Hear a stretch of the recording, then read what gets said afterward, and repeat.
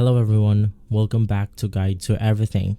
In today's video, I'll show you on how you can zoom in and out of Photopea. Basically, there's multiple ways to do this, and in today's video, I'm going to show you the easiest way in order for you to zoom in and zoom out. Well, if you want to go ahead and zoom in and out of your project, it's basically as simple as hitting the Alt button and scrolling with your mouse. So basically, just hit on Alt, and then you can scroll up and down to basically have this effect right here, which is going to be up and down. And if you want to basically zoom in, you can just press the control and scroll with your mouse on Photopea, and it will basically zoom in the photo right here.